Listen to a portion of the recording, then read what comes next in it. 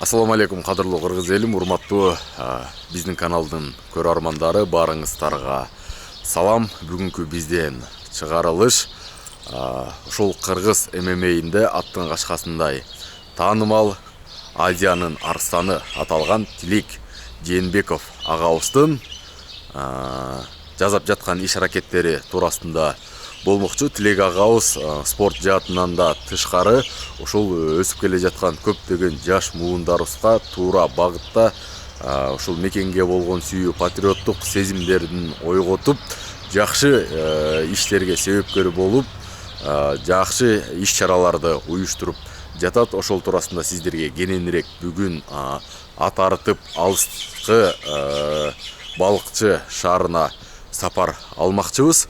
Андыктан биз менен бирге болуңуздар, биздин каналга катталыңыздар. Кызыктын баары алдыда. Анда эмесе биз кеттик.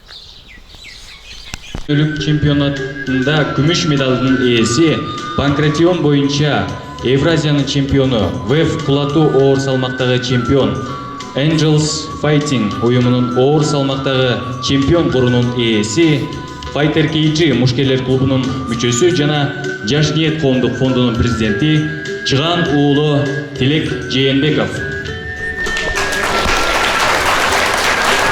Тилек Жээнбеков Жаш ниет коомдук фонду тарабынан жана Балыкчы шаарынын мэриясынын макулдашуусу менен мектеп окуучуларынын арасында Чыңгыз Төрөкулович Айтматовдун чыгармачылыгына эссе кароо сынагынын өтө тургандыгын жарыялады. Тилек, айтчы, Айтматов ким? Айтматов ааламдын сүрөткери. Айтыңызчы, Айтматов ким? Айтматов бүткүл дүйнөнүн рухий дөөлөтү. Түмөн жыл өтсө дагы унутулгус, түрк элдин жасары бараты Чыңгыз, түптүү эл түбөлүккө даңкталсын деп Теңирим тартуу кылган өчпөс жылдыз. Замандаштар улуулугун байкашып, суктанышы урматташа талкашып, Кыргыз Чыңгыз, Чыңгыз Кыргыз эки сөз бекер эмес үндөшкөнү айкашып. Кылымдар өтсө дагы ачылып, унутпайбыз аны эскерип, калкыңда калган чыгарма өзүңө койгон эстелик. Ашқан сайын китебиңдин бараган, айтып келем өткүр болот калемиң. Бүгүн мына дүйнөнүнө жар салдың, баатыр элдин бакыт жашоо заманын. Ар дайым кыргызымды эмгек кылган, канчалган тартуу сөздү белек кылган, Чыңгыз Айтматов кыргызымдын жүрөгүндө, Чыңгыз атам биз менен түгөлкү, Чыңгыз атам кыргыз менен түгөлкү. Өзүңүздөр билгендей эле, мындан 3 ай, 4 ай мурун ушул былтыр билесиздер 2018 жылы Чыңгыз Айтматов улуу агабыздын баягы жылы болгон. Ошол жылга арнап ушул жерде мугалим, жөнөкөй мугалим өз чөнтөгүнөн бир класстар ремонттоп Чыңгыз Айтматовдун классын дайындаган экен. Биз аны интернет тармактан көрүп алып, аябай чын жүрөгүнөн кылган нерсе бизге да аябай жүрөгүбүзгө тийди. Ошондо 4 ай мурун келип, ушул жерде ушул эжеге баягы белегибизди берип, куттуктап, ар дайым бири-бирибизди көтөрмөлөй билишибиз керек. Анан ошондо Балыкчы шаарына конкурс жарыялаганбыз ошол күнү. Ким Чыңгыз Айтматов боюнча, чыгармачылык боюнча жакшы дил баян жазса школдар арасында. Мен ошого өзүмдүн атыман, өзүмдүн фондумдун атынан, өзүбүздүн клубубуздун атынан жакшы белектерди белек кылабыз. Муну кылганыбыздын себеби баягы биздин жаштарды спортко, билимге, илимге, маданиятыбызга терең көңүл бурсак, билсек, тереңирээк таанышса деген бир максатта, анткени келечек жаштарда, келечек бизде.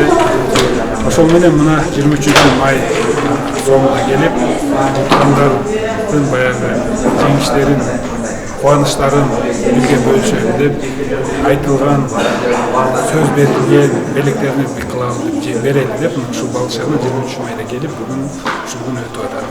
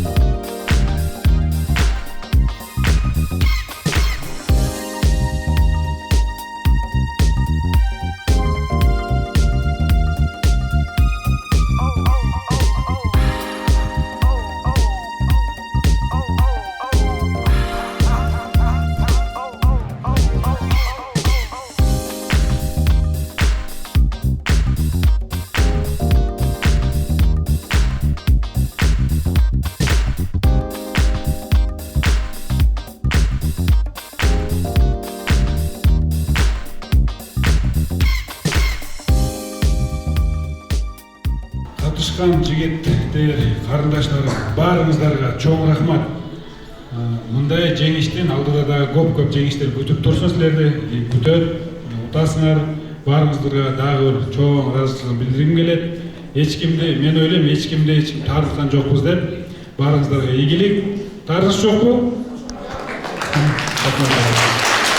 Урматтуу Тилек Жээнбекович, кыргыз эл жазуучусу, залкар классик калемгер Чыңгыз Айтматовдун чыгармаларын бийик тутуп, өсүп келе жаткан муундар арасында дамазалап, патриоттуулукка, жаратылышты сүйүүгө, кыргыздын маданиятын, тарыхын баалоого үндөө максатында арналган эссе кароо сынагында көрсөткөн колдооңуз үчүн терең ыраазычылыкты билдиребиз.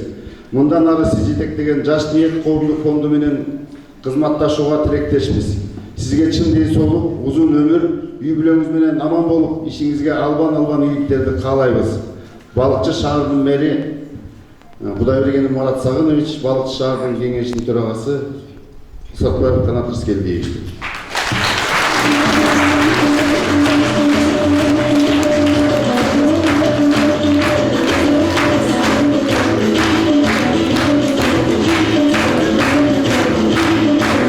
Келечек силерде, келечек бизде. Эч ким билбейт, бешикте жаткан баланын хан болоорун ким билет дегендей, ушул жерде отурган араңарда эч ким билбейт. Кыргызстандын башчысы болуп, Кыргызстанга кызмат кылам деген балдар, кыздар отурганын эч ким билбейт. Ошого жеткизсин, ошого жеткизиш үчүн кыялданалы, чоң максат коелу. Максаттын чеги жок. Мен да силерге окшогон жаш жигит, кыз, ушундай школдо бүткөн, ушундай конкурстарды утулган. Анан мына максаттын чоң койгондугуна байланыштуу ушинтип акырындык менен жетишип келатабыз спорттон. Баарыңыздарга ден соолук жана эң жакшы нерсе рахмат айткым келет ушул жерде менин агайым, бул жакта менин агайым.